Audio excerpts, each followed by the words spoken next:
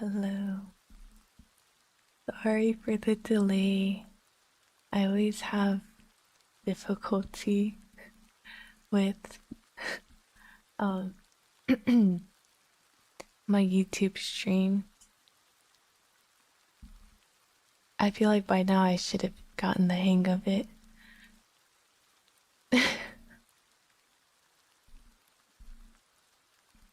But I hope everyone is doing well. Today is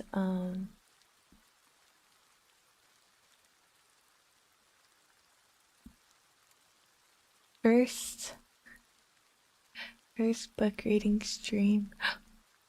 Oh my goodness, thank you for all the subs. I'm sorry there's no emotes yet. I hope it's not a problem. I should have them soon though. It'd be like that. But welcome in everyone. I need to read more. Is there any type of book that you would like to read? Congrats on affiliate. Thank you so much. Oh, good luck with fixing the fence. We gotta have the absolute on emote. I commissioned some emotes, but I think there is something wrong with the delivery because I didn't receive it. My goodness, thank you for the sub. Thank you, thank you. Oh my, I'm really sorry there's no emotes. I feel so bad. But I think you get like a special badge maybe if you like sub early on. So, hope you guys enjoy. 50 Beasts to Break Your Heart. What is that one about? Founder's badge, yes. You can get a founder's badge. So today I have my book right here. It's Grimm's Fairy Tale. We will probably just get through the first couple of stories depending on how long it takes. And then yeah, we'll see how it goes. I'm a little bit nervous because usually when I read, I just read to myself. I don't like read it out loud, but we'll see how it goes. Been sleeping to your stream made me feel better. I'm really glad that it helps. It'll be as hype as the Spider-Man movie. I've like had my eye on some emote artists that I've seen on VGen, so I'll definitely try to commission more. I don't know how many emote slots I have right now, but yeah. Collection of fairy tales basically, but unlike any fairy tales you've read, are they long? Because that's kind of like what we're reading. I mean, I guess Grimm's fairy tales are classics. But yeah. I can find this book, like maybe audio. The 50 Beasts to Break Your Heart, or the book we're reading in general. Grimm's fairy tale, honestly, there probably is. It's like a pretty popular classic. Warhammer Army, which I don't think counts. Anything counts.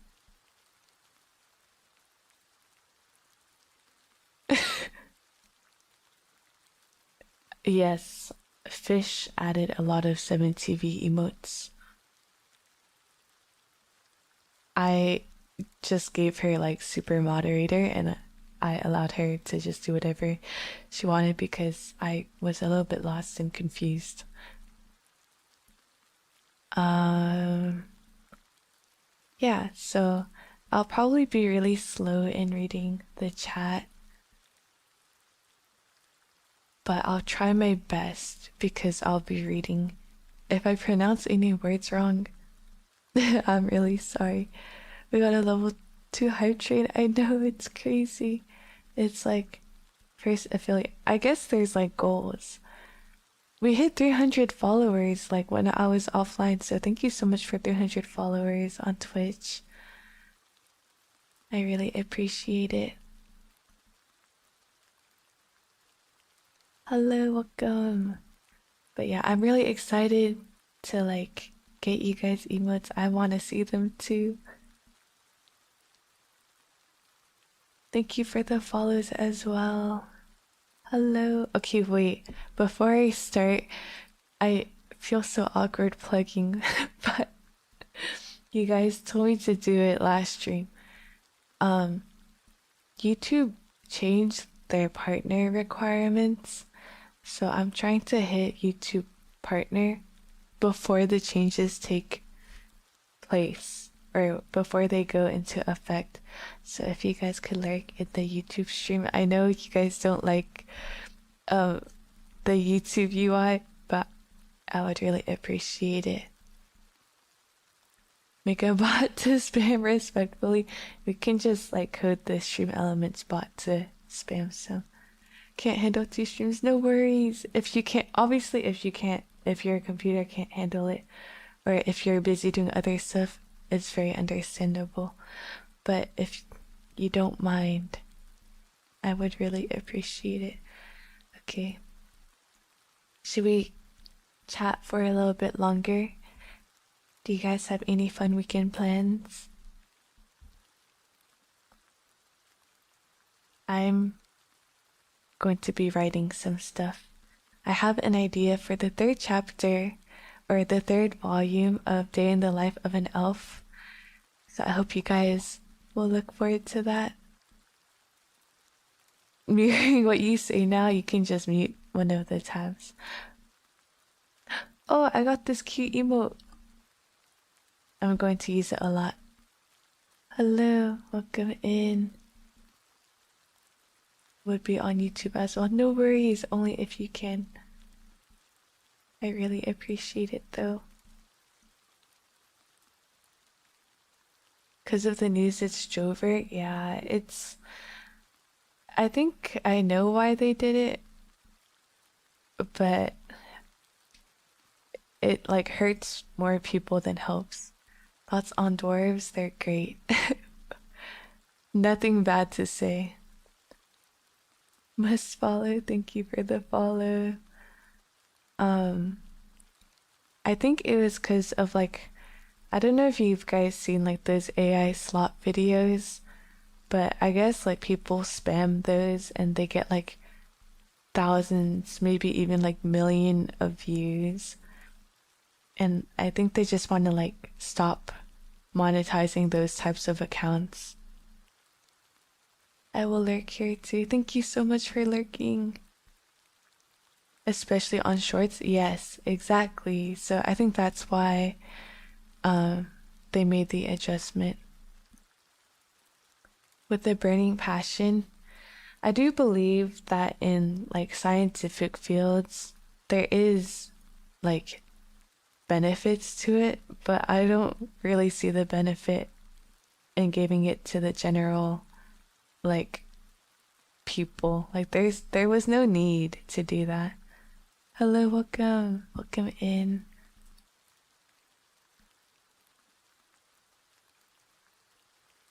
But yes, thank you for the subs on YouTube. That's why they took the dislike button on shorts as well. Wait, they took away the dislike button? Making us dumber? Yeah, it's kind of sad, but I mean, I'm glad YouTube is trying to like control it, but obviously there could be other ways.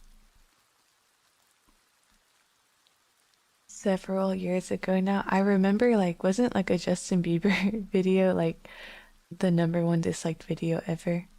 It's just a heart now. Oh, I see. Noted. Um,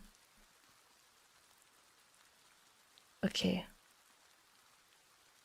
I really want a noted emote.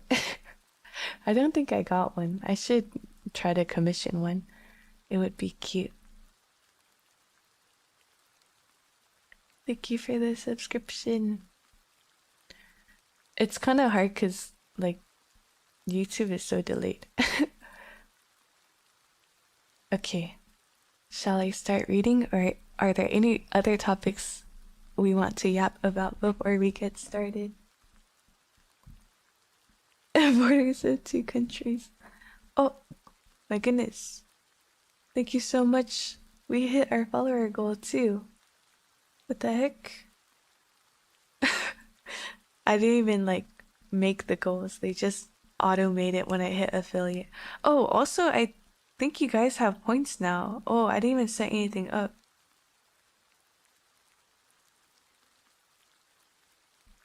Do you guys have any ideas on some point redeems? Thank you so much. I think it like auto makes the goal, so I'm not really sure how it works, but that's super, super good. I wish like I looked into the mic recommendations that you guys had, other than water reminder, water, stretch, and make me mute my mic. You're on a roll, love to see it. No, thank you. It's all because of you guys. ASMR meow redeem of sorts. I'm an elf.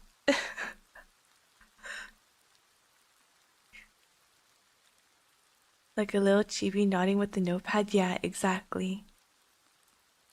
Thank you for the follow.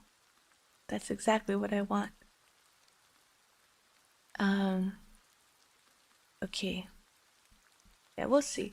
So, for context, for any of the VOD watchers, should I give you guys updates from this week actually? Before I start.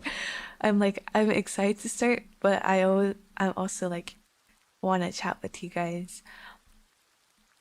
So we had our first schedule this week. I set up a throne as well. So I don't have much on it yet. I was thinking about putting some microphones on it soon, but I was pretty busy with writing scripts and recording, so I haven't really had the chance to update it. But right now we have like art commission stuff or like emotes and thumbnails for YouTube. And then what else?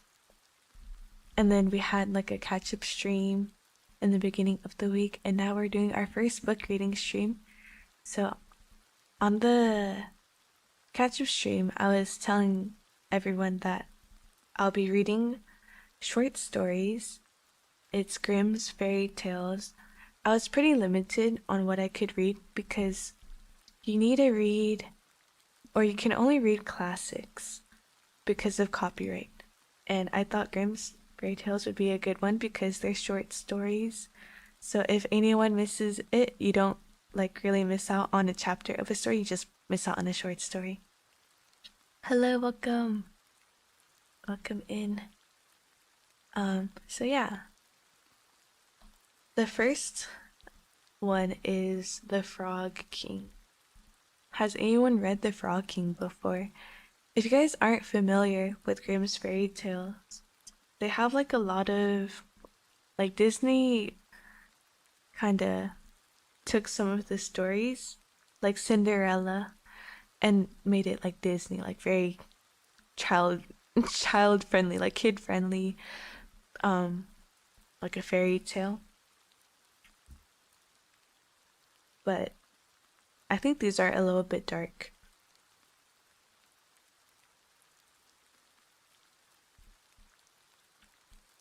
But yeah, there's so many short stories. They have Snow White and the Seven Dwarfs.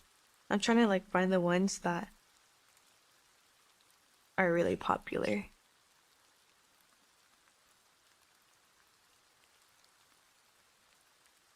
But yeah, there's a lot. So it'll take us a while to get through all of them. Hello, fish. Thank you for adding all the 7TV emotes. I'm excited. Okay, so we'll start off with the Frog King. Iron Henry, don't remember much though. I honestly, it'll be like a first for me as well. So,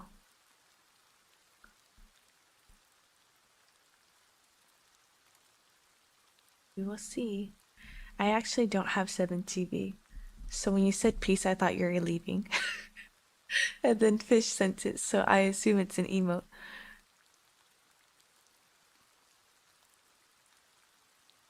Thanks, Fish, for the emotes. Yes. Fish is like doing everything for this stream, honestly. Everyone say thank you, Fish. She's working on the official reference sheet, and it looks so beautiful already. Better TV is how I see 7TV. I'll have to look into it. Sweet leaf ear. It's the design, the full design, you guys have seen it, but the reference sheet is super cute. Okay, I'll get it for the next stream then. Are we ready? If I mispronounce a word, I'm really sorry, and my model might get stuck because I'm looking down at the book. But I'll probably get closer to my mic, like how close I'm supposed to be, because I know I'm usually pretty far from my mic. Now this is the true ASMR experience.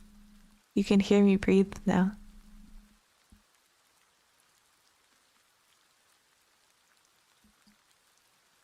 I'm I'm a little bit nervous. Okay, bear with me. Wait, I have a question though. It says ad break is starting soon on Twitch, but isn't ad break actually starting? Because I thought this category didn't have ads. If anyone knows. I have no ads. Okay, all good. I'll let you know when it hits. Okay, sounds good. I'm not going to whisper. I'll just be speaking how I usually speak. Okay, we're starting off with the Frog King. In old times, when wishing still helped one, there lived a king whose daughters were all beautiful, but the youngest was so beautiful that the sun itself, which had seen so much, was astonished whenever it shone in her face. Close by the king's castle lay a great dark forest, and under an old lime tree in the forest was a well. And when the day was very warm, the king's child went out into the forest and sat down by the side of the cool fountain. And when she was dull, she took a golden ball and threw it up on high and caught it. And this ball was her favorite plaything. Oh no!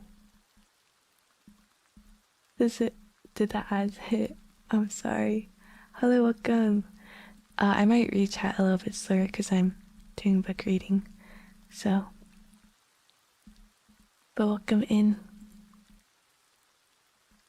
Now it so happened that on one occasion the princess's golden ball did not fall into the little hand which she was holding up for it, but onto the ground beyond, and rolled straight into the water.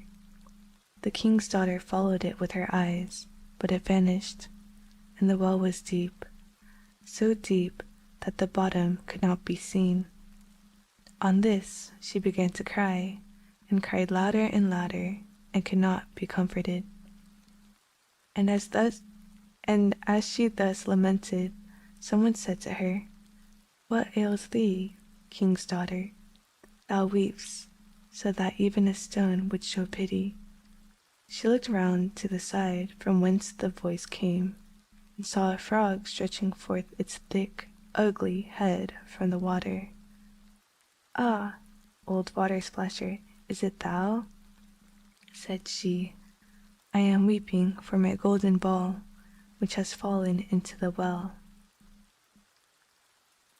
The book reading has commenced, yes. Unmod Sari bot, shame on you.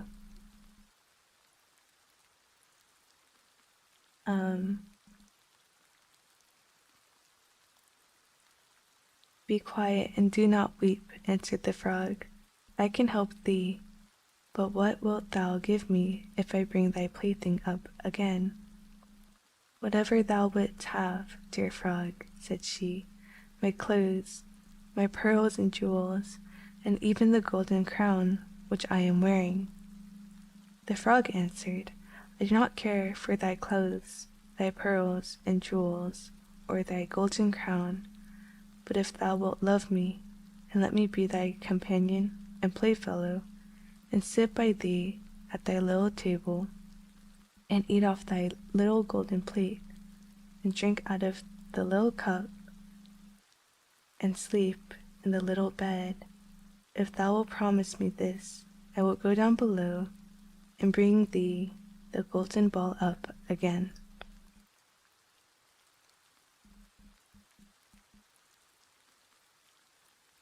Oh yes, said she, I promise thee all thou wishes, if thou wilt but bring me my ball back again.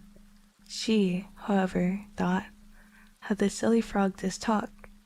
He lives in the water with other frogs and croaks, and can be no companion to any human being. But the frog, when he had received this promise, put his head into the water and sank down, and in a short while came swimming up again with the ball in his mouth, and threw it on the grass. The king's daughter was delighted to see her pretty plaything once more, and picked it up and ran away with it. Wait, wait, said the frog, take me with thee. I can't run as thou can. But what did it avail him to scream his croak, croak after her as loudly as he could? She did not listen to it, but ran home, and soon forgot the poor frog, who was forced to go back into his well again. The next day, when she had seated herself at the table with the king and all the courtiers, and was eating from her little golden plate, something came creeping splish-splash, splish-splash, up the marble staircase, and when it had got to the top, it knocked at the door and cried, Princess, youngest princess, open the door for me.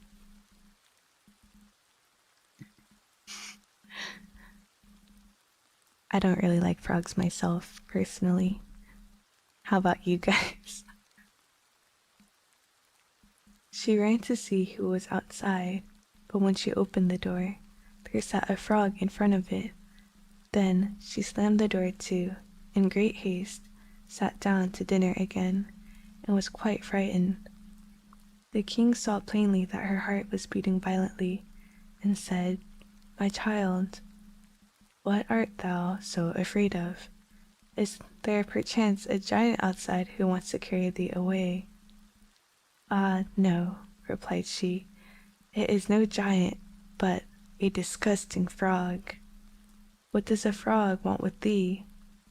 Ah, dear father, yesterday, as I was in the forest, sitting by the well, playing, my golden ball fell into the water.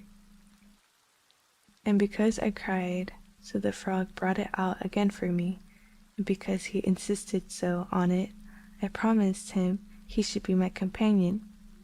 But I never thought he would be able to come out of his water. Now he is outside there and wants to come in to me. Frogs are cute. Some frogs are cool. I like the poison dart frogs. They love frogs. Hello, Waka. We're just doing a book reading. Sorry, my model looks a little funny, I noticed, because I'm looking down, but I hope you guys don't mind too much. But thank you for all the follows as well. Welcome in, everyone.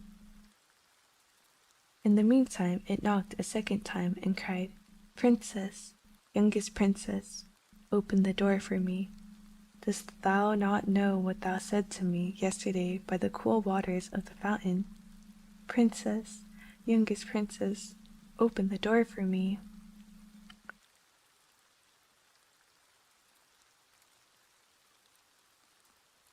Ruin's immersion of the stream, I'm sorry.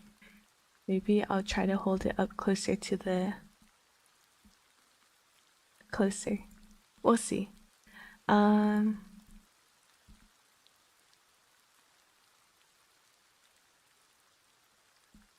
think. Then said the king, that which thou hast promised must thou perform. Go and let him in. She went and opened the door, and the frog hopped in and followed her, step by step, to the chair. There he sat and cried, lift me up beside thee. She delayed until at last the king commanded her to do it. When the frog was once on the chair, he wanted to be on the table, and when he was on the table, he said, now push thy little golden plate nearer to me, so that we may eat together. She did this, but it was easy to see that she did not do it willingly. The frog enjoyed what he ate, but almost every mouthful she took choked her. At length he said, I have eaten and am satisfied. Now I am tired. Carry me into the little room and make the little silken bed ready, and we will both lie down and go to sleep. Thank you so much for the raid. Welcome in. Shall I call you Ione? Welcome, welcome. Eaplings have washed ashore. Hello. You guys can call me Anna. We're actually doing our first book reading stream. So welcome in. Hello, Fuji. You can call her hungry. Oh my, is it time to eat? Welcome in. How was your stream? Wait, let me see what you were doing. Were you also doing ASMR? My command isn't working. Oh no. I hope you had a nice ASMR stream. I hope everyone was cozy and comfy. Hopefully most have drifted off to sleep by now. But if you need to get rest, please feel free to do so. Thank you so much for the raid. Extra cozy now with a nice book reading. Thank you so much. We're pretty new to streaming. I primarily was making YouTube videos, but they asked me to stream, so I think this is like my 4th stream or 5th stream, so it's been really fun meeting everyone. But please get rest if you need to. There's no pressure to stay. But welcome in, everyone.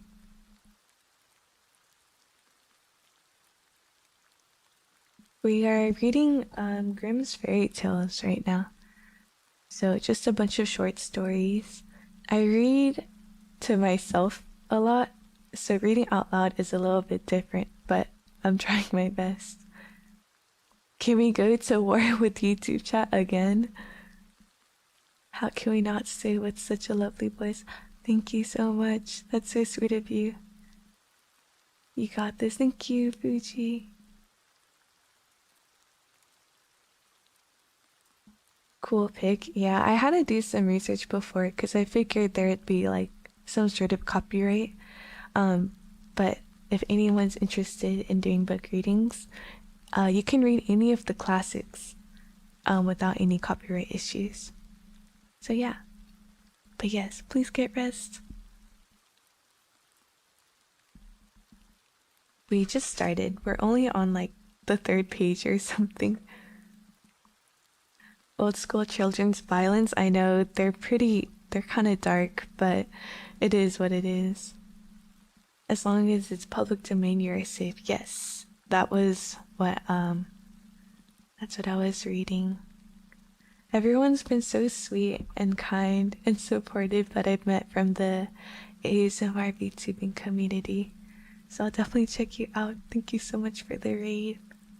I feel like every time I stream, like someone gives me really good advice. So I'm very grateful. Hello, welcome. I actually found you from Elvis.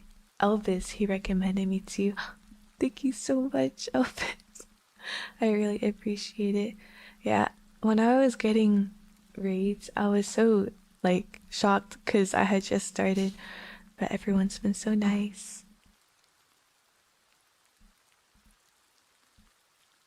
But I'll be continuing on the reading.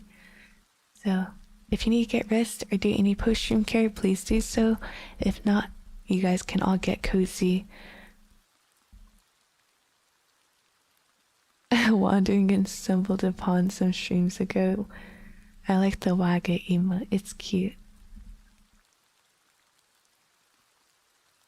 But yes, I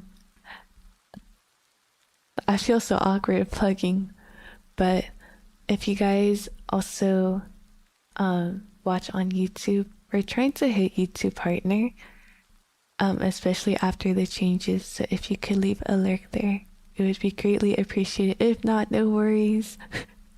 No pressure. I feel I feel a little awkward doing so, but I'm just doing as you guys told me to do. Thank you so much.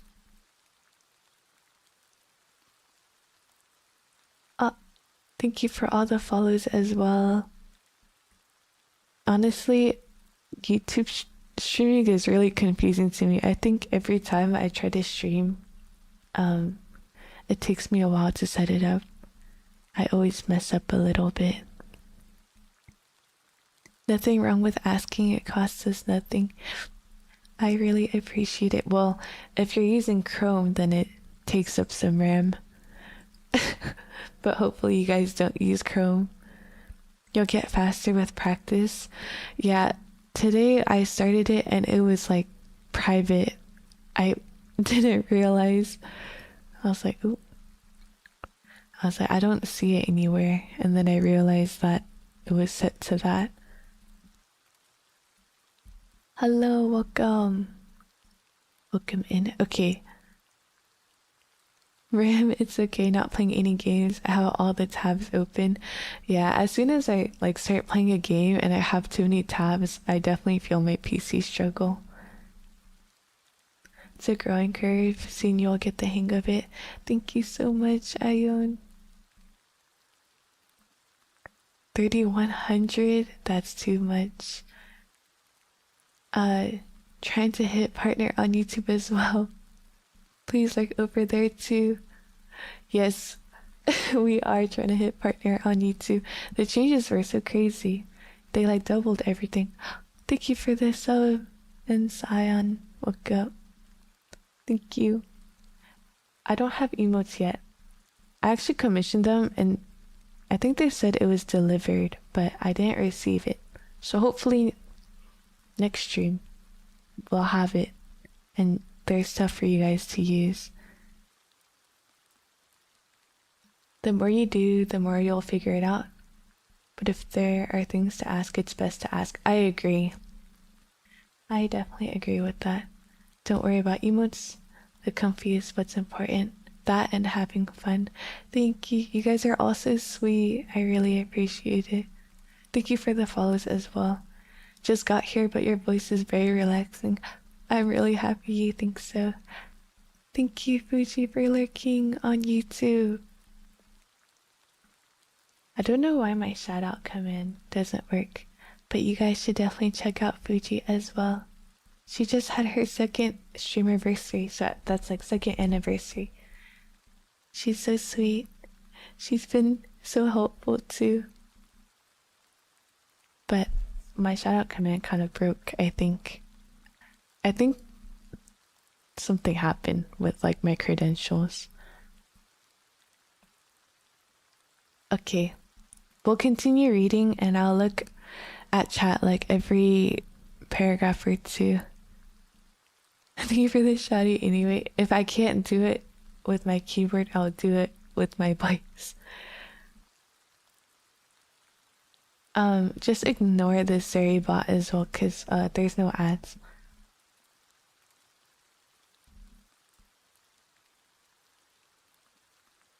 Let's see. We are at this paragraph.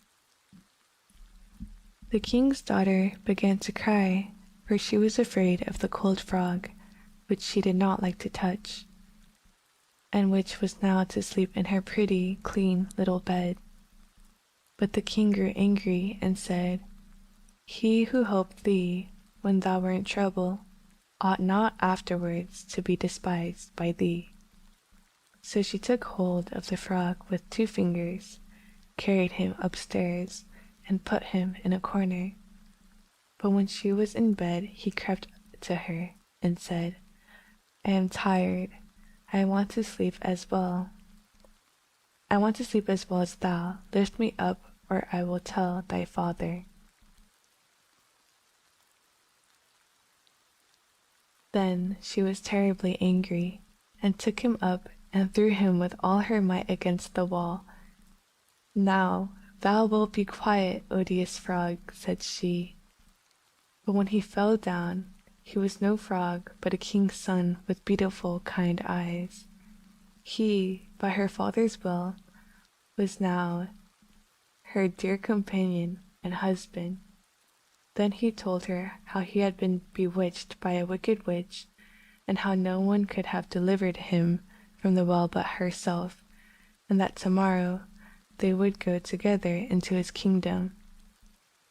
Then they went to sleep, and next morning, when the sun awoke them, a carriage came driving up with 8 white horses, which had white ostrich feathers on their heads, and were harnessed with golden chains, and behind stood the young king's servant, faithful Henry. "Adge, no Adge, just saying hi, welcome." Faithful Henry had been so unhappy when his master was changed into a frog that he had caused 3 iron bands to be laid round his heart, lest it should burst with grief and sadness. The carriage was to conduct the young king into his kingdom. Faithful Henry helped them both in, and placed himself behind again, and was full of joy because of this deliverance. And when they had driven a part of the way, the king's son heard a cracking behind them as if something had broken. So he turned round and cried, "Henry, the carriage is breaking." "No, master, it is not the carriage. It is a band for my heart, which was put there in my great pain when you were a frog and imprisoned in the well." Again and once again, while they were on their way, something cracked, and each time the king's son thought the carriage was breaking, but it was only the bands which were springing from the heart of faithful Henry, because his master was set free and was happy. That's the end of the Frog King, which is the first one of many. It was actually a lot shorter than I thought it would be. It was also a little bit weird to read it out loud, but I hope you guys enjoyed it. We can go to the next one. The next one is The Giant and the Tailor. Congrats on first time reading. Okay, wait. You make it seem like I've never read before. First time reading out loud on stream. Hello, welcome. Welcome in.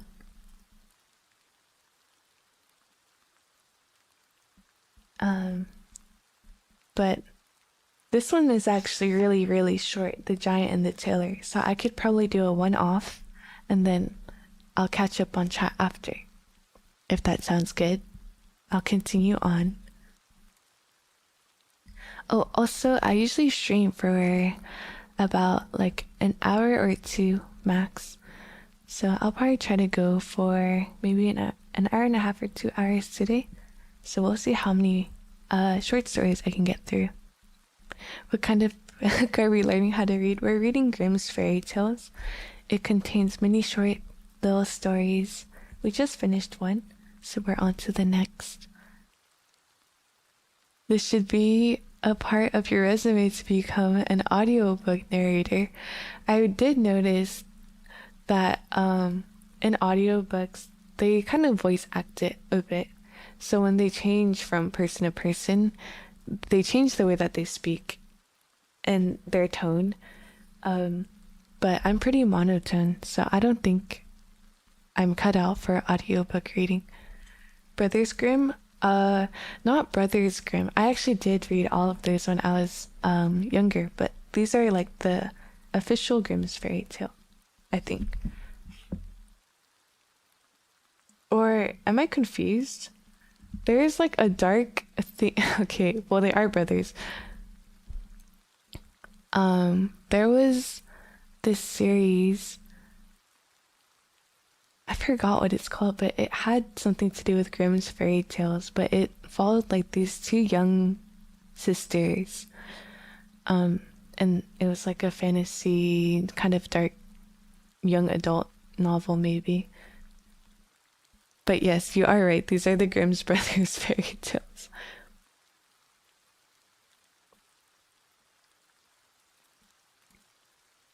We love a literate queen. Thank you.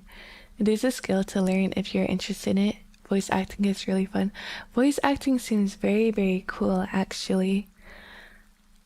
I would be interested in it, but I feel like my resume would be kind of limited. But I guess like you could always expand on your own. But thank you so much for the follows on Twitch.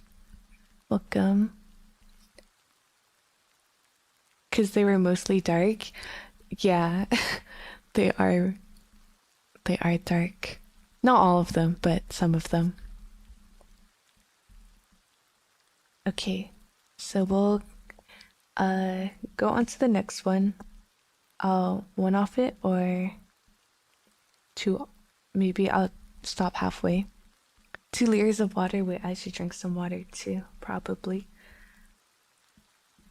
Staying hydrated. Everyone should stay hydrated. I'll make a hydrate redeem, but then every time someone redeems it, everyone has to drink water, not just me. Everyone, exactly. I will hydrate after I read this.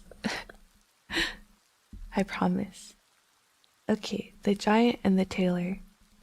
A certain tailor, who was great at boasting but ill at doing, took it into his head to go abroad for a while and look about the world. As soon as he could manage it, he left his workshop and wandered on his way, over hill and dale, sometimes hither, sometimes thither, but ever on and on. Once he was out, he perceived in the blue distance a steep hill, and beside it a tower reaching the clouds, which rose up out of a wild, dark forest. "Thunder and lightning!" cried the tailor. "What is that?" And as he was strongly goaded by curiosity, he went boldly towards it. But what made the tailor open his eyes and mouth when he came near it was to see that the tower had legs, and leapt in one bound over the steep hill, and was now standing as an all-powerful giant before him. "What dost thou want here, thou tiny fly's leg?" cried the giant, with a voice as if it were thundering on every side.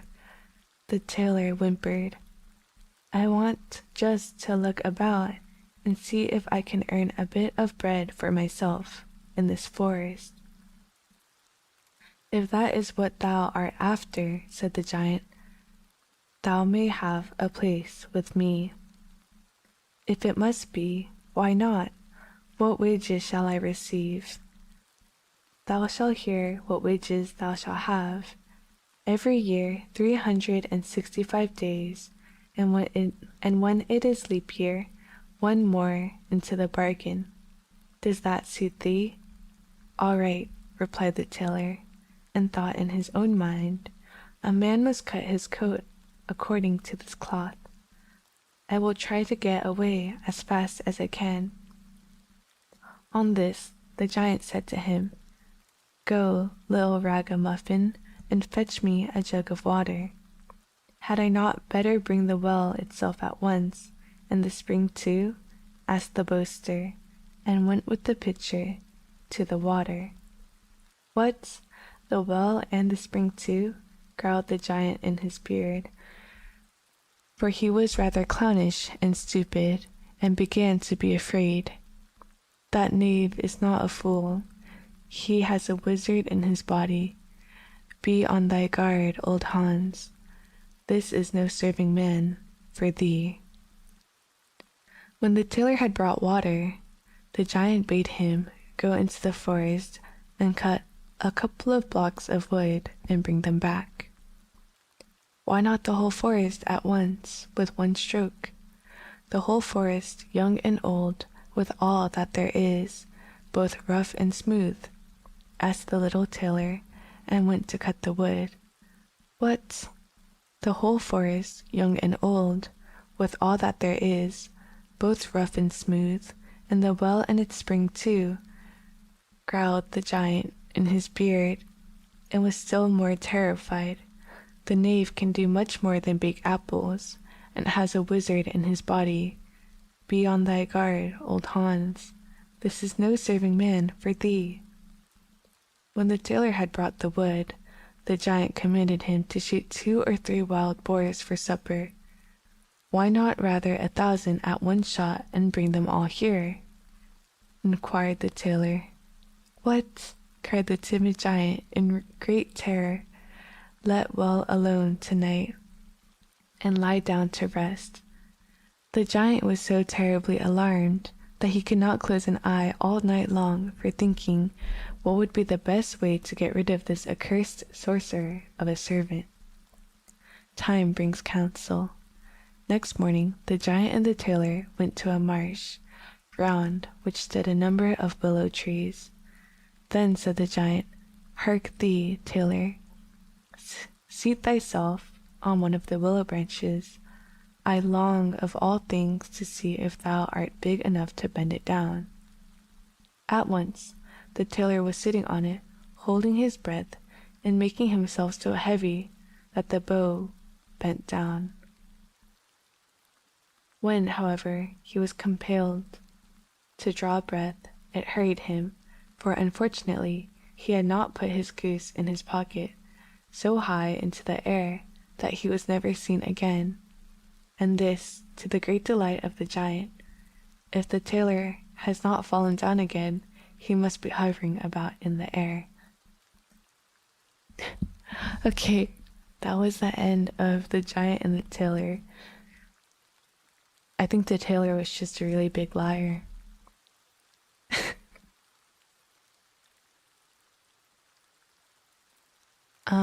Let me catch up on the chat. What is Pretty Elf Lady doing? I am doing a book reading of Grimm's fairy tale. We just finished the second one. There's no food or drink allowed in the library, but water is important. Water and tea, because I like tea. But thank you for the follow. I missed it as I was reading. You can put a cooldown so people don't spam them as much. Okay, that sounds good. Wait, now I have to drink water too, because I said I would.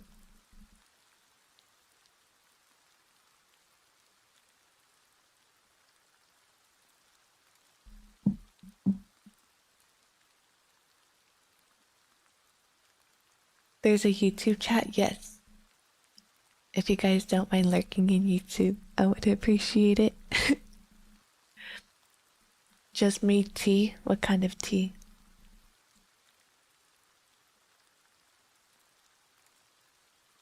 Thank you for the follow. Going to take a peek at our foes. They're quiet. They're enjoying the book reading. I kind of prefaced though that I would read chat a little bit slower. YouTube chat, you guys are going to start fighting again. But it does get pretty delayed, so. Chamomile is good to help you fall asleep. Maybe I can like go on Seribot and like tell it to stop doing the ad breaks, because I don't like that. It's kind of distracting because there are no ad breaks.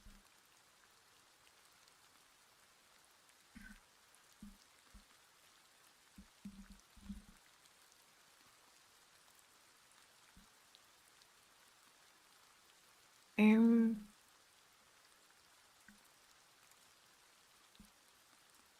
it's 2 p.m. That's not sleeping time for you, unless you're trying to take a nap.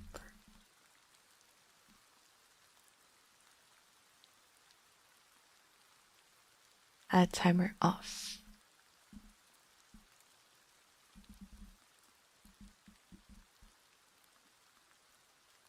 Did I do it right?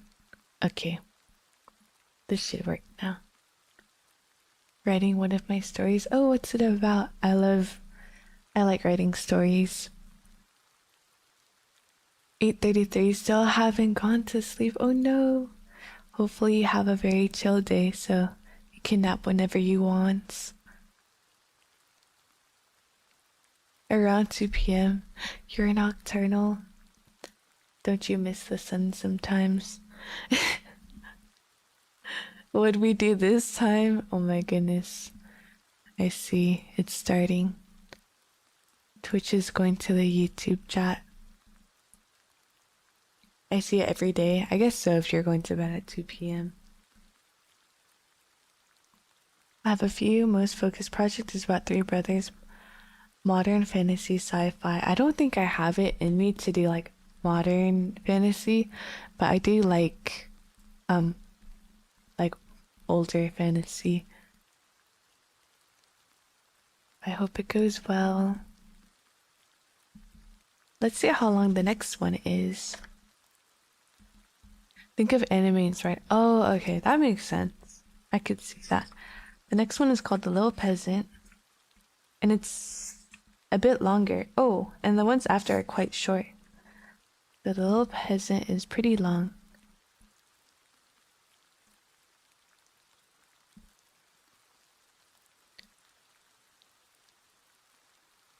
Familiar with the book Jane Doe.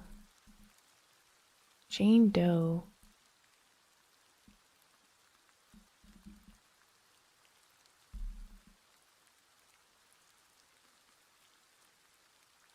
No, I'm not familiar.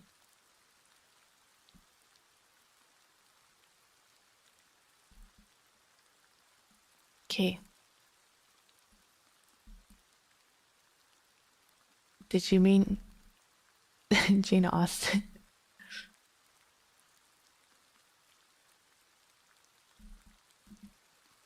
The writer? Oh, okay, it's something else. This emo, it's okay. You explained yourself in the cradle of all worlds. 2018 Portal fantasy novel. It's a blend of Mad Max and his Dark Materials or Indiana Jones. Interesting. Interesting.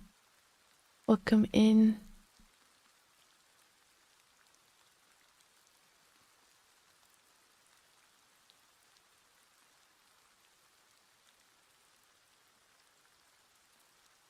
Why does it say pre-rolls are disabled? You guys don't get ads at all though, right? Because of the category. Twitch has some unique usernames. Yes. It's the category. No ads so far. Okay. Three brothers are teens. They made the move from Boston to Tokyo. Find out there are extraterrestrial aliens living there gain superpowers. My brain is too small for that. Big respect to anyone who can think outside the box. That's why I love reading, because you really can get immersed in someone else's mind. Alright. Shall we start with the next one, or are we in a yapping mood?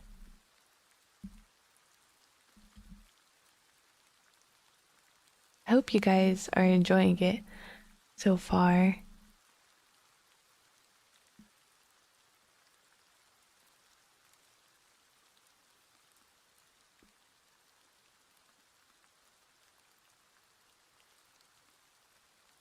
I think I need to do some editing, a little bit of editing after stream too. Even though I'm a little sleepy already. It's okay. We'll continue on. This next one is quite long. So, it might be the last one of the night, but we'll see how fast I can get through it. I am, I guess, gulp. You know, I'll take it. Um, I'm stuck at work. No. It's okay. I'll make another volume. I'll make volume 3 of The Day in the Life of an Elf. So maybe you can watch that around 2 p.m. while you're getting ready for bed. Based off a tabletop RPG. Oh, I see. Great minds think alike.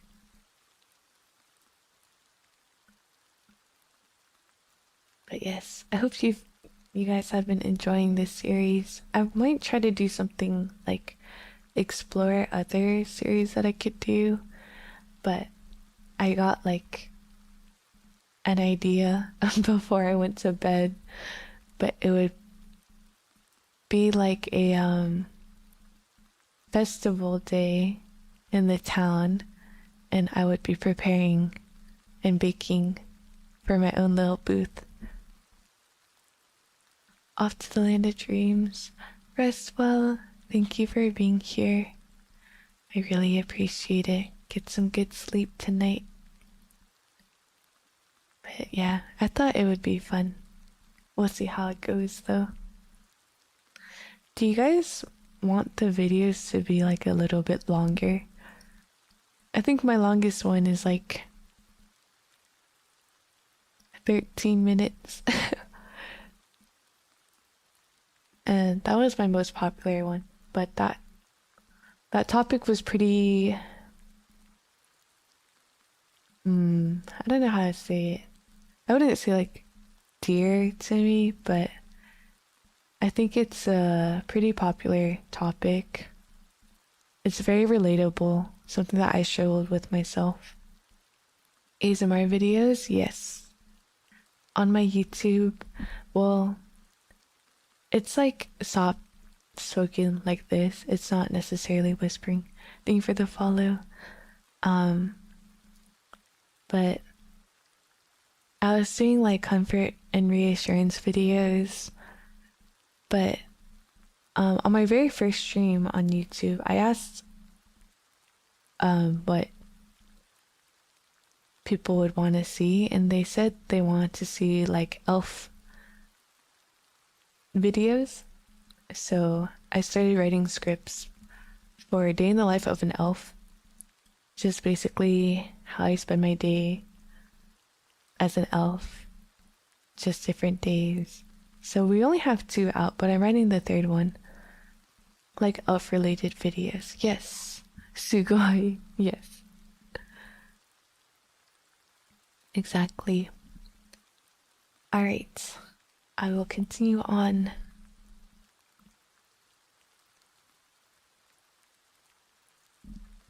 This next one is The Little Peasant. It's a bit longer. Tell us about day-to-day elf problems. That would be fun. Like instead of rambles, it would be like a rant session. I would be down for that.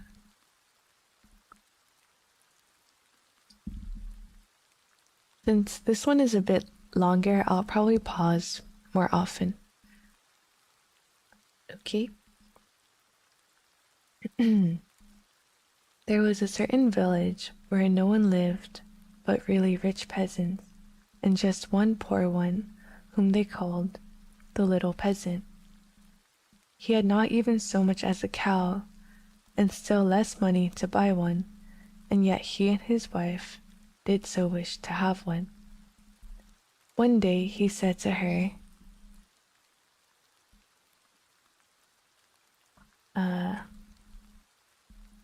I think I skipped a page. Hark. Hark you, I have a good thought. There is our gossip, the carpenter. He shall make us a wooden calf and paint it brown, so that it look like any other, and in time it will certainly get big and be a cow. The women also liked this idea, and their gossip, the carpenter, cut and planed the calf, and painted it as it ought to be, and made it with its head hanging down as if it were eating. Next morning, when the cows were being driven out, the little peasant called the cowherd in and said, "Look, I have a little calf there, but it is still small and has to be carried." The cowherd said, "All right," and took it in his arms and carried it to the pasture and set it among the grass. The little calf always remained standing like one which was eating, and the cowherd said, "It will soon run alone. Just look at how it eats already." At night, when he was going to drive the herd home again, he said to the calf, "If thou canst stand there and eat thy fill, thou can also go on thy 4 legs. I don't care to drag thee home again in my arms." But the little peasant stood at his door and waited for his little calf, and when the cowherd drove the cows through the village and the calf was missing, he inquired where it was. The cowherd answered, "It is still standing out there eating. It would not stop and come with us." But the little peasant said, "Oh, but I must have my beast back again." Then they went back to the meadow together, but someone had stolen the calf, and it was gone. The cowherd said, "It must have run away." Sorry, I need more water. You have a nice reading voice, thank you.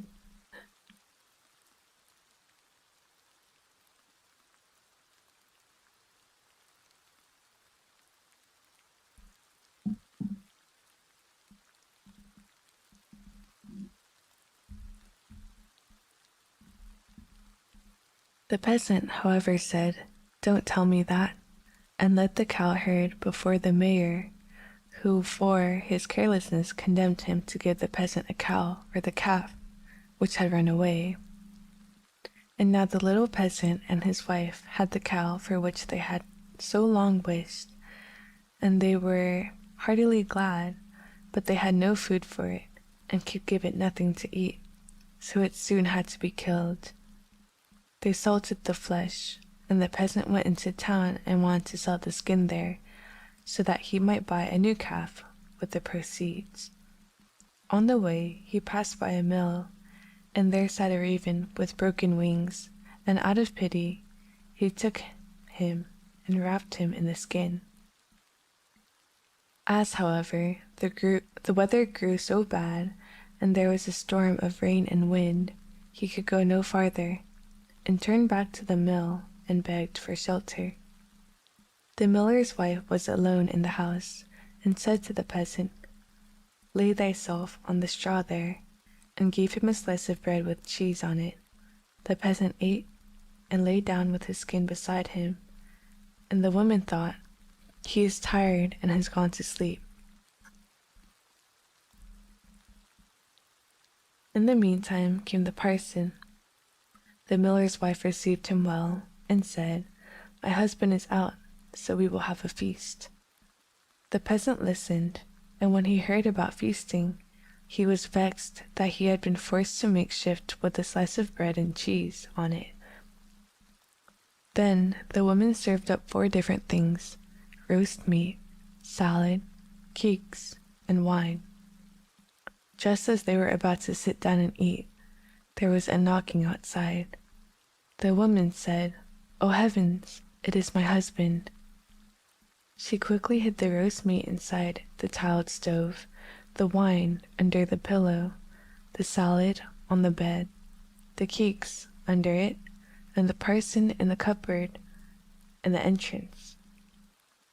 Then she opened the door for her husband and said, "Thank heaven, thou art back again.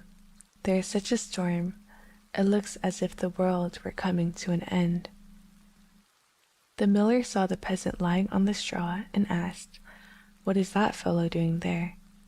"Ah," said the wife, "the poor knave came in the storm and rain and begged for shelter, so I gave him a bit of bread and cheese and showed him where the straw was." Oh heavens. Yep, oh heavens. I'm trying to get used to the vernacular that they use. After like the first one, I got pretty used to it. But welcome in. The man said, "I have no objection, but be quick and get me something to eat." The woman said, "But I have nothing but bread and cheese." "I am contented with anything," replied the husband. "So far as I am concerned, bread and cheese will do," and looked at the peasant and said, "Come and eat some more with me." The peasant did not require to be invited twice, but got up and ate. After this, the miller saw the skin in which the raven was lying on the ground, and asked, What hast thou there?" The peasant answered, "I have a soothsayer in it." "Can he foretell anything to me?" said the miller. "Why not?" answered the peasant. "But he only says 4 things, and the 5th he keeps to himself." The miller was curious, and said, "Let him foretell something for once." Then the peasant pinched the raven's head, so that he croaked and made a noise like "Cur, cur." The miller said, "What did he say?" The peasant answered, "In the first place, he said that there is some wine hidden under the pillow." "Bless me!" cried the miller, and went there and found the wine. "Now go on." The peasant made the raven croak again and said, "In the second place, he says there's some roast meat in the tiled stove."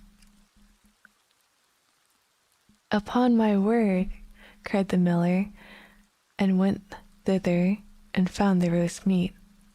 The peasant made the raven prophesy still more, and said, "Thirdly, he says there is some salad on the bed."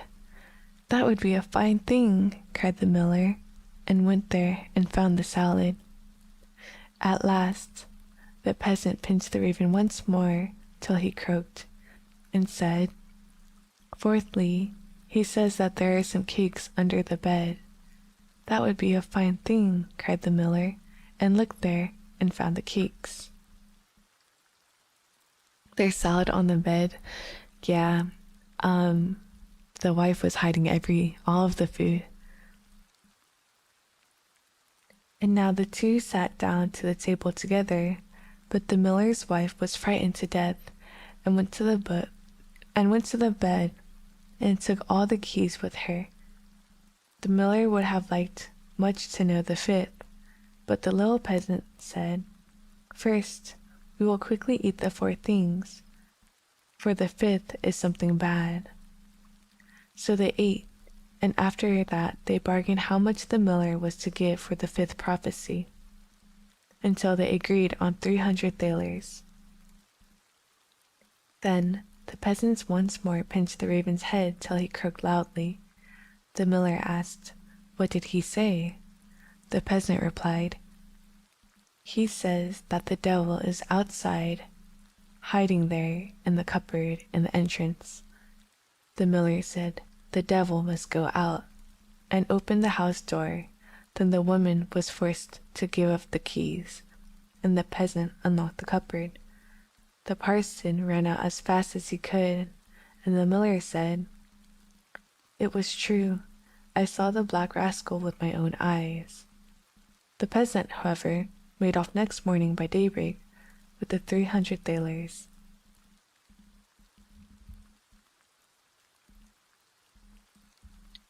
At home, the small peasant gradually launched out. He built a beautiful house, and the peasant said, "The small peasant has certainly been to a place where golden snow falls, and people carry gold home in shovels." Then the small peasant was brought before the mayor, and bidden to say whence his wealth came from. He answered, I sold my cow skin in town for 300 thalers. When the peasants heard that, they too wished to enjoy this great profit, and ran home, killed all their cows, and stripped off their skins in order to sell them in the town to the greatest advantage. The mayor, however, said, "But my servant must go first." And when she came to the merchant in town, he did not give her more than 2 thalers for the skin. And when the others came, he did not give them so much, and said, "What can I do with all these skins?" Then the peasants were vexed that the small peasant should have thus overreached them, wanted to take vengeance on him, and accused him of this treachery before the mayor. The innocent little peasant was unanimously sentenced to death, and was to be rolled in the water in a barrel pierced full of holes. He was led forth, and a priest was brought who was to say a mass for his soul.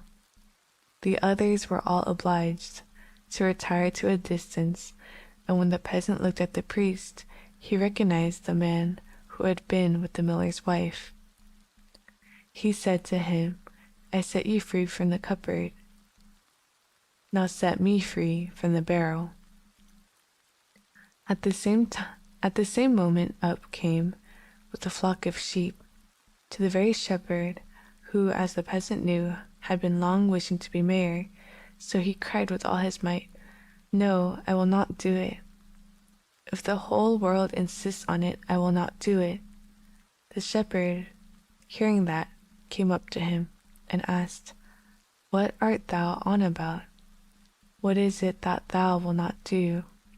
The peasant said, "They want to make me mayor, if I will but put myself in the barrel, but I will not do it."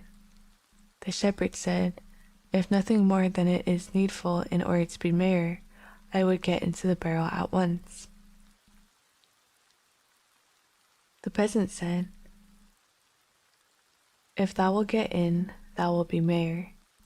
The shepherd was willing, and got in, and the peasant shut the top down on him.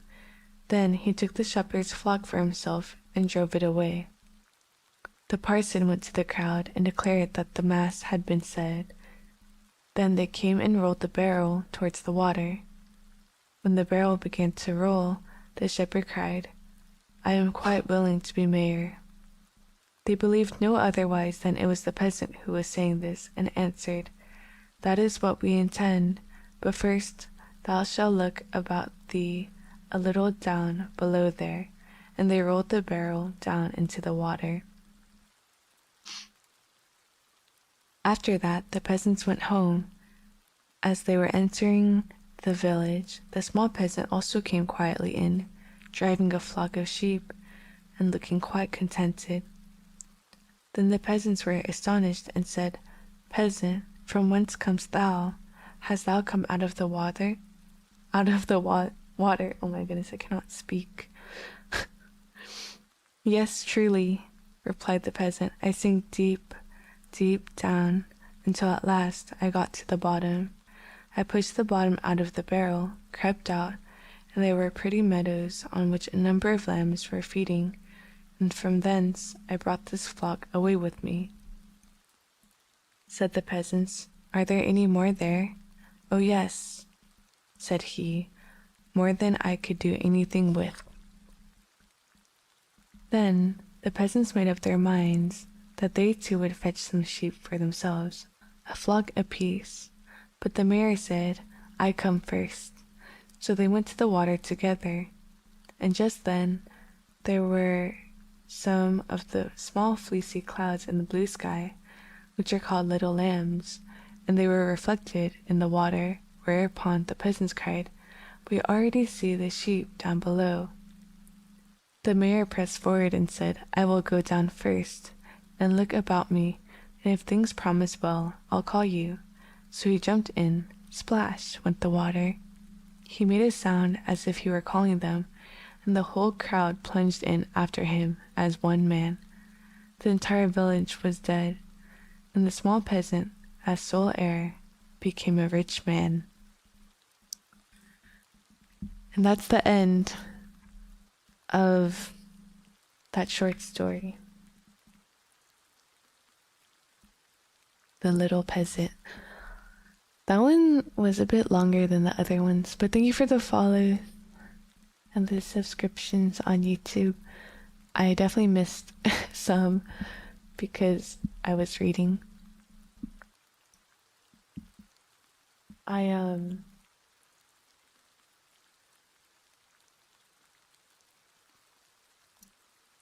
Sometimes I misread some stuff. But I hope you guys enjoyed it. Thank you for the follow. Thank you for this story. I'm glad you liked it, or I hope you liked it. Thank you so much for this thank you for the tier 1. I really appreciate it. You guys are so kind. I can't believe this is my first affiliate stream. But I'm glad you guys don't have any of the ads. I saw book reading. Yes, we are reading Grimm's Fairy Tales. We just got through the 3rd one. And the next couple are quite short, so I definitely could continue reading on. But I wasn't able to really read books that I super enjoy because of copyright. But I'm really happy with these short stories. I feel like they're short and sweet, and I can chat with you guys between them. But I can read a couple of more. They're short.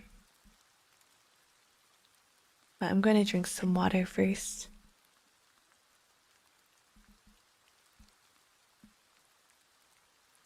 Copyright is a pain, yes. But there's still a lot of good classics. Greetings, welcome in. Hello. I'm sorry for the YouTube chat. I'm a bit slow on reading.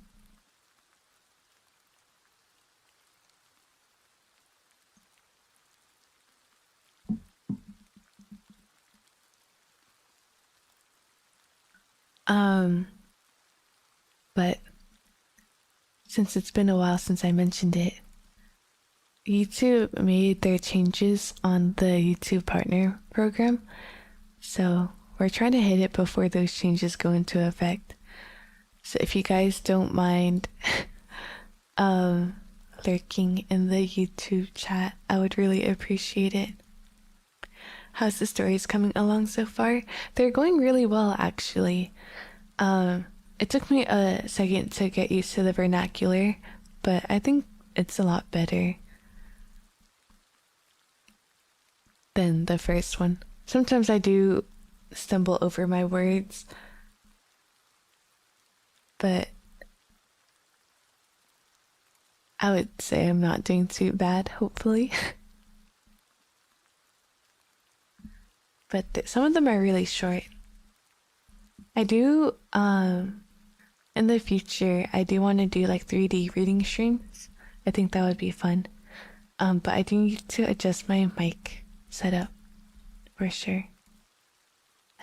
I shall lurk for you here then. Thank you so much. I really appreciate it. Gotta switch it up. I mean, I don't think there's anything wrong with using it twice.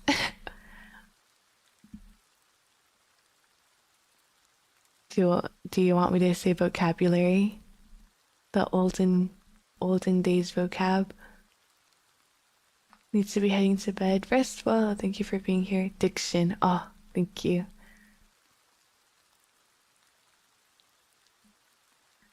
I fell asleep to ASMR, woke up here. Good morning. But yeah, it has been 1.5 hours. These streams have been going by faster. Maybe because I'm reading, so it's a little bit different. But I'll go on to the next one. This next one is really short. It's like a paragraph. It's called The Golden Key. So I'll do a one-off and then I'll check the chat after. In the winter time, when deep snow lay on the ground, a poor boy was forced to go out on a sledge to fetch wood. When he had gathered it together and packed it, he wished, as he was so frozen with cold, not to go home at once, but to light a fire and warm himself a little. So he scraped away the snow, and as he was thus clearing the ground, he found a tiny gold key. Hereupon, he thought that where the key was, the lock must be also, and dug in the ground and found an iron chest.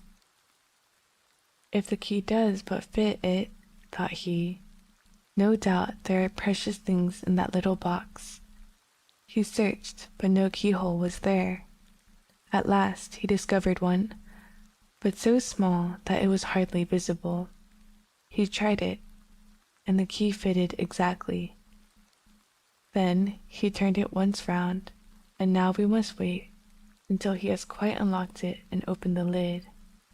And then we shall learn what wonderful things were lying in that box. That's the end of that one. That's the end of that story. Thank you so much for the stories, Anna. I'm having a wonderful time. That makes me really happy. That makes me want to keep doing it more. Thank you so much for the follows. That's crazy, I know, right? Surely there must be like another like sentence, or not sentence, but like surely it means more than just that. Perhaps.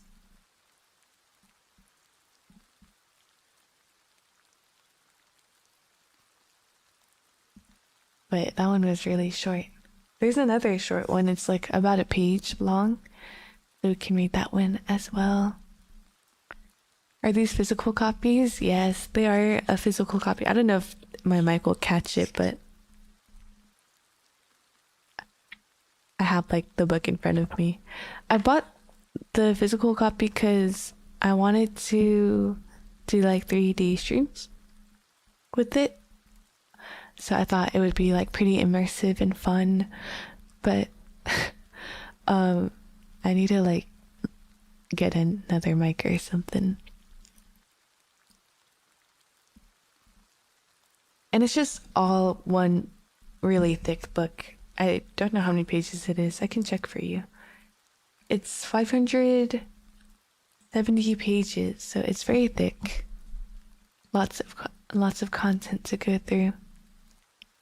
Are enjoyable, I agree, but I don't know if it would capture on the mic. That's why I'm like, maybe I would have to get like another one.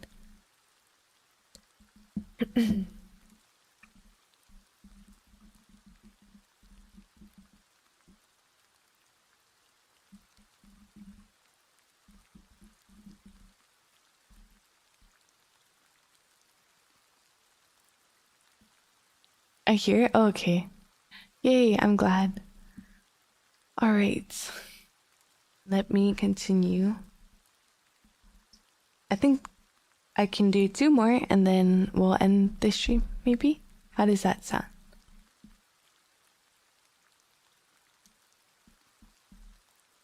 They are not super long. But yeah, that's why I look down. So my model looks a little bit funny.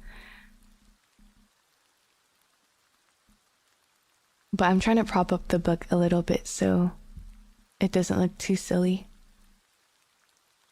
Okay.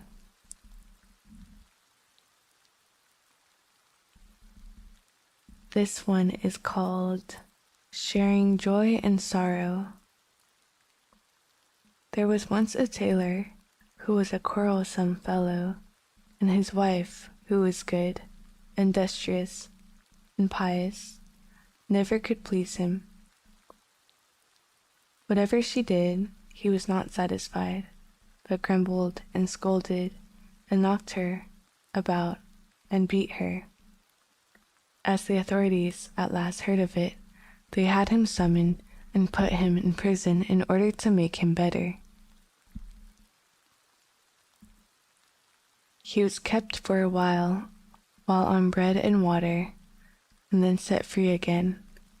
He was forced, however, to promise not to beat his wife any more, but to live with her in peace, and share joy and sorrow with her as married people ought to do. All went on well for a time, but then he fell into his old ways and was surly and quarrelsome, and because he dared not beat her, he would seize her by the hair and tear it out. The woman escaped from him and sprang out in the yard, but he ran after her with his yard measure and scissors, chased her about, and threw the yard measure and scissors at her, and whatever else came his way. When he hit her, he laughed, and when he missed, he stormed and swore. This went on for so long that the neighbors came to the wife's assistance. The tailor was again summoned before the magistrates and reminded of his promise. "Dear gentlemen," said he, "I have kept my word. I have not beaten her, but have shared joy and sorrow with her." "How can that be," said the judge, "when she continually brings such heavy complaints against you? I have not beaten her, but just because she looked so strange I wanted to comb her hair with my hand. She, however, got away from me and left me quite spitefully. Then I hurried after her, and in order to bring her back to her duty, I threw at her as a well-meant admonition whatever came readily to hand. I have shared joy and sorrow with her also, for whenever I hit her, I was full of joy, and she of sorrow, and if I missed her, then she was joyful, and I sorry." The judges were not satisfied with his answer, but gave him the reward he deserved. This story is crazy. Oh my goodness. I hate my wife on Obas. First time viewer, but I'm really enjoying this stream. Thank you so much. That makes me really happy. Welcome in. This will definitely be the first of many of this stream series. I do like how short the stories are because I can still chat with you guys too. WP Chatter, it's on YouTube chat. Don't say that. Thank you so much for the follow. Alright, on to the next. Oh, also, I just got reminded that I should probably get some sub badges too. Honestly, I didn't really expect any subs, so I was a little bit unprepared, but I'll definitely try to prepare more for the next stream. Okay, so the next one, perhaps the last one of the night. It's pretty short, so maybe.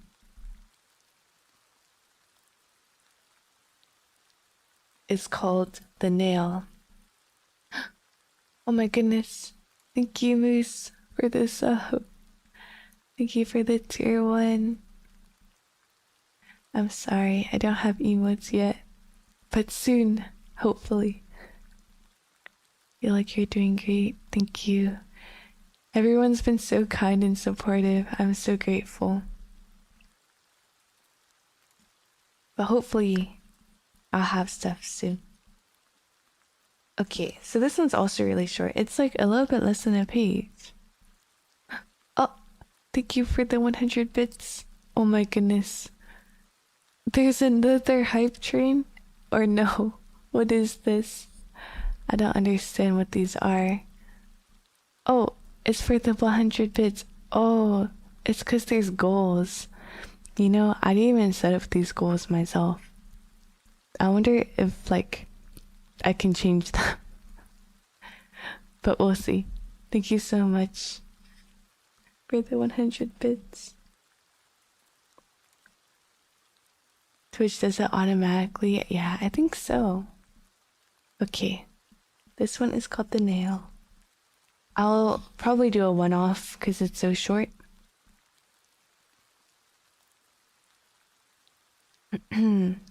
A merchant had done good business at the fair. He had sold his wares and lined his money bags with gold and silver. Then he wanted to travel homewards and be in his own house before nightfall. So he packed his trunk with the money on his horse and rode away. At noon, he rested in a town, and when he wanted to go farther, the stable boy brought out his horse and said, "A nail is wanting, sir, in the shoe of its left hind foot." "Let it be wanting," answered the merchant. "The shoe will certainly stay on for 6 miles I still have to go. I am in a hurry." In the afternoon, when he once more alighted and had his horse fed, the stable boy went to his room and said, "Sir, a shoe is missing from your horse's left hind foot. Shall I take him to the blacksmith?" "Let it still be wanting," answered the man. "The horse can very well hold out for a couple of miles which remain. I am in haste." He rode forth, but before long the horse began to limp. It had not limped long before it began to stumble, and it had not stumbled long before it fell down and broke its leg.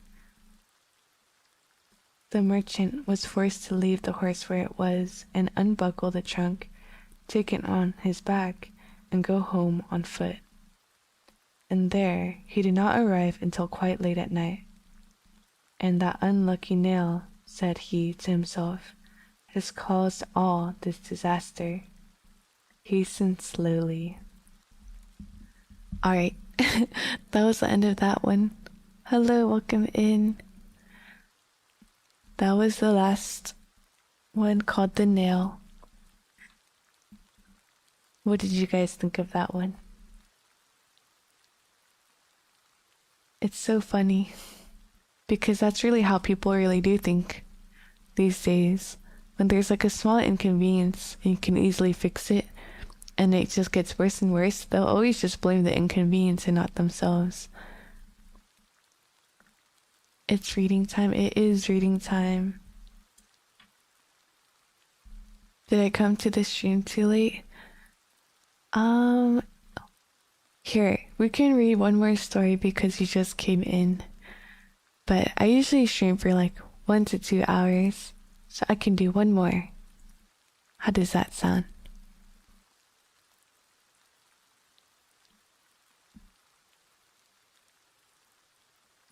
I think there's a lot of people that I can read today.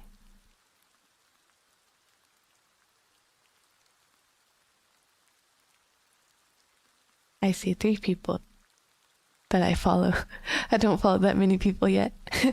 So, one more. This one is a little bit longer. That's fine. No, it's no issue at all. This one is 1, 2, 3, 4.5 pages.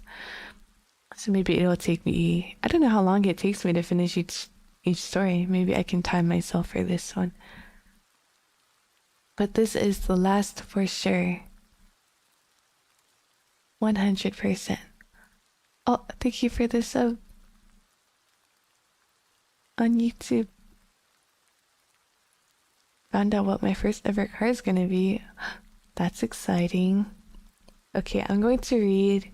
I'll pause between because it's a longer one, so I'll catch up with chat if I miss anything. This one is called Tom Thumb. There was once a poor peasant who sat in the evening by the hearth and poked the fire, and his wife sat and span. Then he said, "How sad is it that we have no children? With us all is so quiet, and in other houses is noisy and lively." "Yes," replied the wife, and sighed. "Even if we had only one, and it were quite small, and only as big as the thumb, I should be quite satisfied, and we would still love it with all our hearts." Now it so happened that the woman fell ill, and after 7 months gave birth to a child that was perfect in all its limbs, but no longer than a thumb. Then they said, It is as we wished it to be, and it shall be our dear child. And because of its size, they called it Tom Thumb. They did not let it want for food, but the child did not grow taller, but remained as it had first been.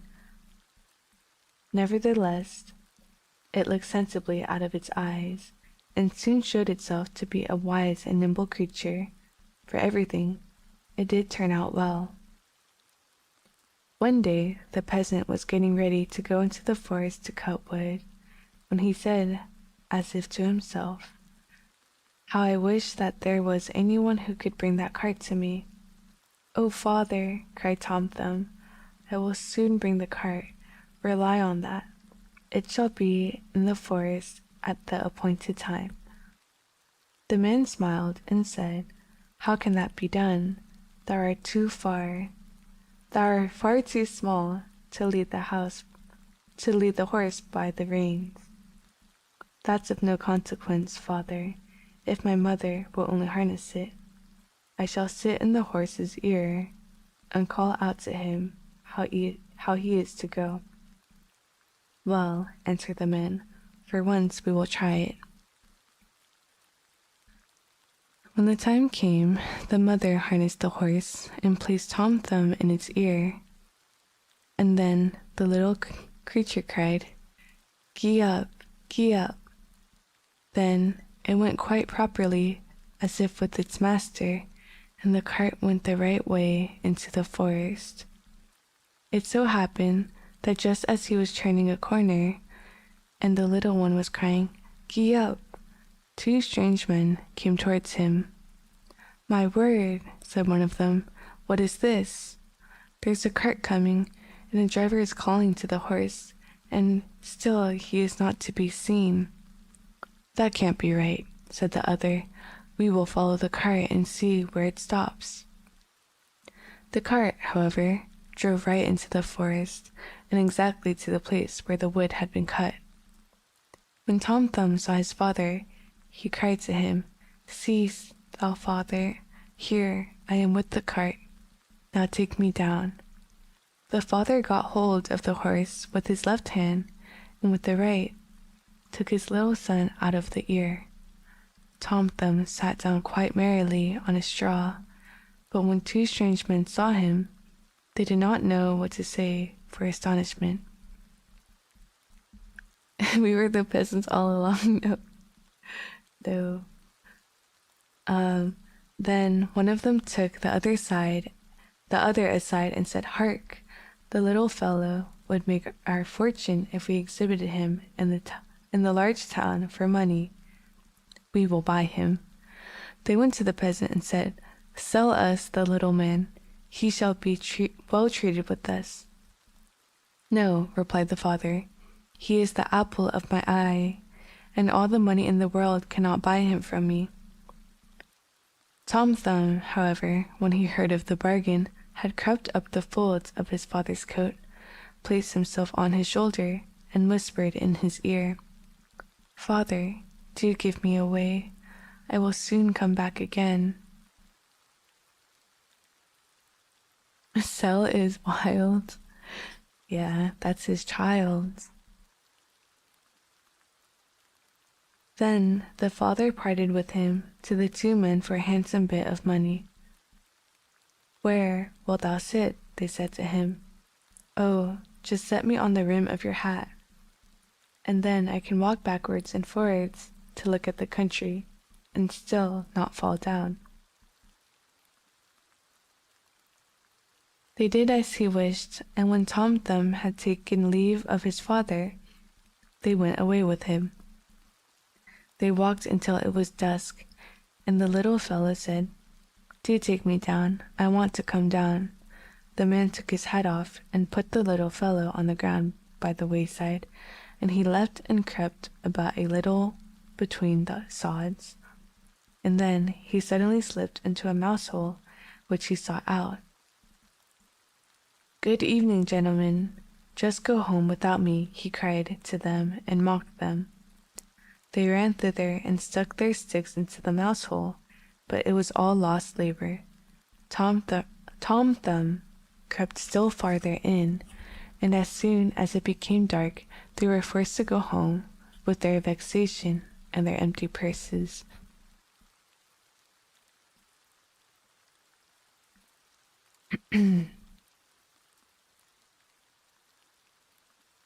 When Tom Thumb saw that they were gone, he crept back out of the subterranean passage.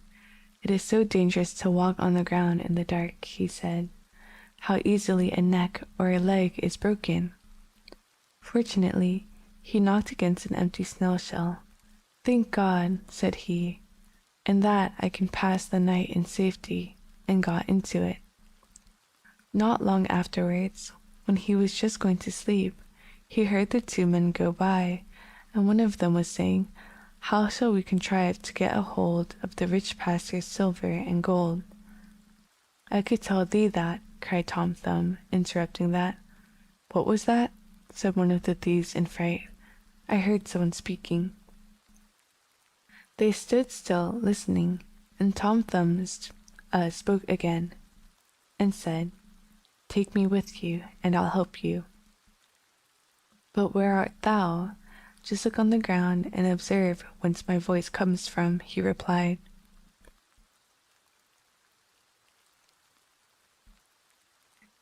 Thank you. Yeah. If I mispronounce anything or if it's not clear, I'm sorry. There the thieves at length found him and lifted him up. "Thou little imp, how wilt thou help us?" they said. "A great deal," said he. "I will creep into the pastor's room through the iron bars, and will reach out to you whatever you want to have." "Come then," they said, "and we will see what thou can do." No, I just don't know the word. Oh, okay, sorry. We're increasing our vocabulary today. When they got to the pastor's house, Tom Thumb crept into the room, but instantly cried out with all his might, "Do you want to have everything that is here?" The thieves were alarmed, and said, "But do speak softly, so as not to waken anyone." Tom Thumb, however, behaved as if he had not understood this, and cried again, "What do you want? Do you want to have everything that is here?" The cook, who slept in the next room, heard this, and sat up in bed and listened. The thieves, however, had in their fright run some distance away, but at last they took courage and thought, "The little rascal wants to mock us." They came back and whispered to him, "Come, be serious, and reach something out to us." Need to go to sleep? Rest well. Show up early? No worries. Thank you for dropping by. Then Tom Thumb again cried as loudly as he could, "I really will give you everything. Just put your hands in." The maid, who was listening, heard this quite distinctly, and jumped out of bed and rushed to the door. The thieves took flight and ran as if the wild huntsmen were behind them. But as the maid could not see anything, she went to strike a light. When she came to the place with it, Tom Thumb, unperceived, betook himself to the granary, and the maid, after she examined every corner and found nothing, lay in her bed again, and believed that after all she had only been dreaming with open eyes and ears. Tom Thumb had climbed up among the hay and found a beautiful place to sleep in. There he intended to rest until day, and then go home again to his parents. But he had other things to go through. Truly, there is much affliction and misery in this world. When the day dawned, the maid arose from her bed to feed the cows. Her first walk was into the barn, where she laid a hold of an armful of hay, and precisely the one in which poor Tom Thumb was lying asleep. He, however, was sleeping so soundly that he was aware of nothing, did not wake up until he was in the mouth of a cow who had picked him up with the hay. "Ah, heavens!" cried he, "how have I got into the fulling mill? but he soon discovered where he was. Then it was necessary to be careful not to let himself go between the teeth and be dismembered, but he was nevertheless forced to slip down into the stomach with the hay. "In this little room the windows are forgotten," said he, "and no sun shines in, neither will a candle be brought." His quarters were especially unpleasing to him, and the worst was, more and more hay was always coming in by the door, and the space grew less and less. Then, at the length of his anguish, he cried out as loud as he could, "Bring me no more fodder, bring me no more fodder." The maid was just milking the cow when she heard someone speaking, and saw no one, and perceived that it was the same voice that she had heard in the night. She was so terrified that she slipped off her stool and spilt the milk. She ran in great haste to her master, and said, "O heavens, pastor, the cow has been speaking." "Thou art mad," replied the pastor, but he went himself to the byre to see what was there. Hardly, however, had he set foot inside when Tom Thumb again cried, "Bring me no more fodder."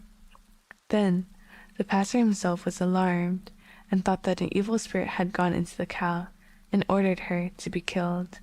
She was killed, but the stomach in which Tom Thumb was throwed on the midden. Tom Thumb had great difficulty in working his way out. He succeeded so far as to get some room, but just as he was going to thrust his head out, a new misfortune occurred. A rather hungry wolf ran thither, and swallowed the whole stomach in one gulp. Tom Thumb did not lose courage. "Perhaps," thought he, "the wolf will listen to what I have got to say." And he called out from him from the stomach, "Dear wolf, I know of a magnificent feast for thee." "Where is it to be had?" said the wolf. In such and such a house. Thou must creep into it through the kitchen sink, and will find cakes and bacon and sausages, and as much of them as thou can eat." He described to him exactly his father's house. The wolf did not require to be told this twice, squeezed himself in at night through the sink, and he ate to his heart's content in the larder. When he had eaten his fill, he wanted to go out again, but had become so big that he could not go out the same way. Tom Thumb had reckoned on this, and now began to make a violent noise in the wolf's body, and raged and screamed as loudly as he could. "Wilt thou be quiet?" said the wolf. "Thou wilt waken up the people." What?" replied the little fellow. "Thou hast eaten thy fill, and I will make merry likewise," and began once more to scream with all his strength. At last his father and mother were aroused by it, and ran to the room and looked in through the opening in the door. When they saw the wolf was inside, they ran away. The husband fetched his axe. "Stay behind," said the man when they entered the room. "When I have given him a blow, if he is not killed, thou must cut him down and hew his body to pieces." Then Tom Thumb heard his parents' voices and cried, "Dear father, I am here. I am in the wolf's body." Said the father, full of joy, "Thank God. Our dear child has found us again," and bade the woman to take away her scythe, that Tom Thumb might not be hurt with it. After that he raised his arm and struck the wolf such a blow on his head that he fell down dead. And then they got knife and scissors and cut his body open and drew the little fellow forth. "Ah," said the father, "what sorrow have we gone through for thy sake." "Yes, father, I have gone about the world a great deal. Thank heaven, I breathe fresh air again." "Where hast thou been, then?" "Ah, father, I have been in a mouse's hole, in a cow's stomach, and then a wolf's. Now I will stay with you. And we will not sell thee again, no, not for all the riches in the world, said his parents. And they embraced and kissed their dear Tom Thumb. They gave him to eat and to drink, and had some new clothes made for him, for his own had been spoiled on his journey. All right, that's the end of it. That one was a little bit longer, but that was Tom Thumb. I believe the next short story also follows Tom Thumb. But I hope you guys enjoyed that. Thank you for the follows on Twitch. I appreciate it. We'll probably find someone to read now. What a rascal. I've noticed like a lot of these stories, like, they lie a lot. But I guess that's like how humans are, I guess. Very deceitful. Oh, that's to be embraced. Yep.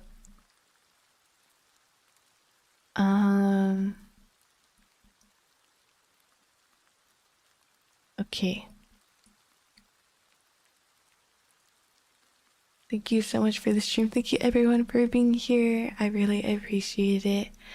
You can say goodnight to YouTube chat. You can say goodnight to Twitch chat. Thank you everyone who lurked in the YouTube chat. I really do appreciate it. It really means a lot to me.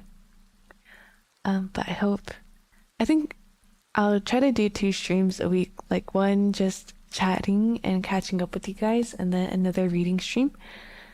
Maybe every Friday we can try doing a reading stream. I think that would be nice.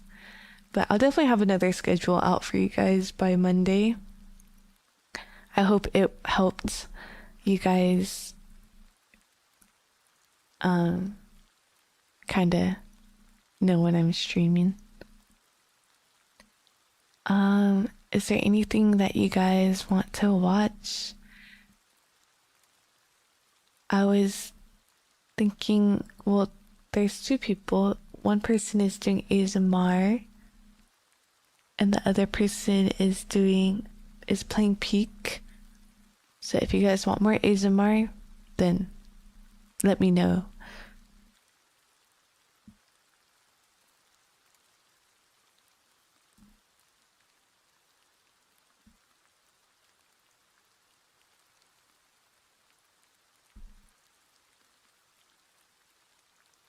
Or if you have like recommendations.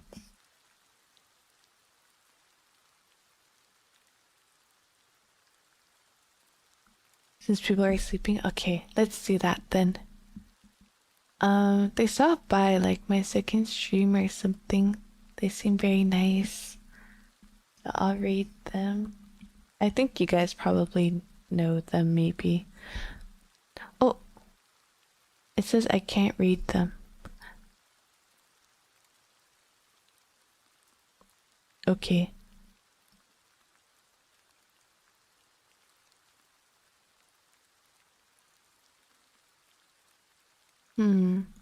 I'll find someone else then.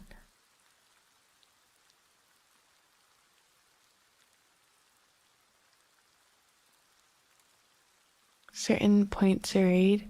I thought it was like if you maybe like affiliate, or maybe this person has like a view count limit. I did see that.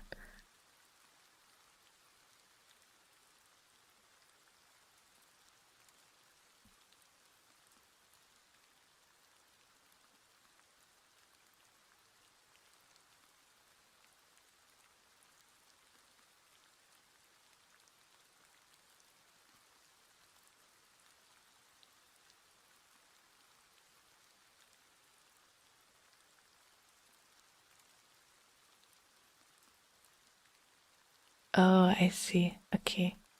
Maybe they just turned off rates for this stream. Do you guys have any recommendations then?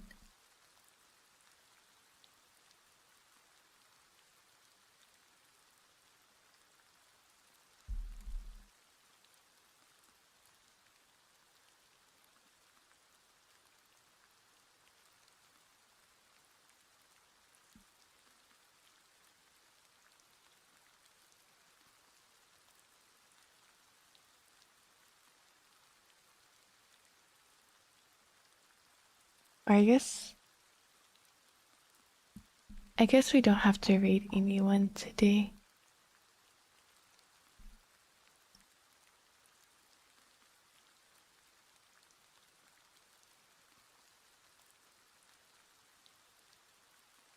Because I don't. But then, what about the people who are sleeping?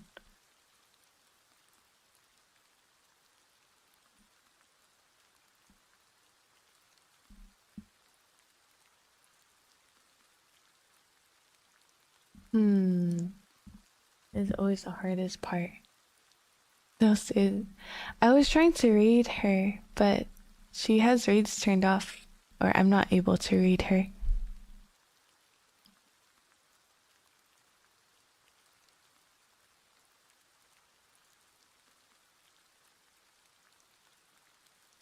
Cause she dropped by like one of my first streams on Twitch, so I was like, oh, they're offline. Oh no.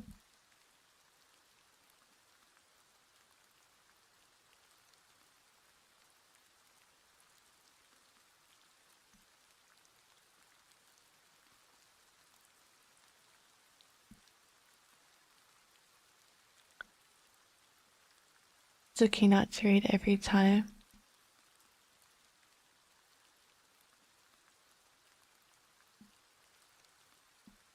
I have no suggestions, no worries. No worries. Okay then. Um I'll look for like 10 seconds, and if I can't find anything, then we can call it a day.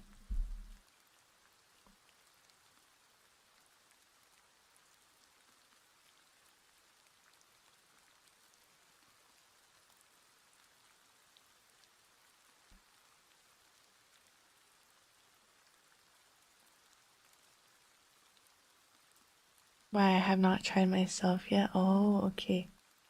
I'll take a look.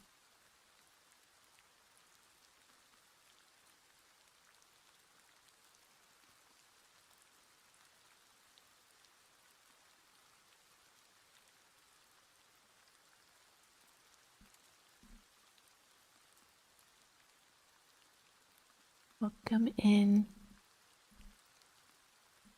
Okay. Let's see.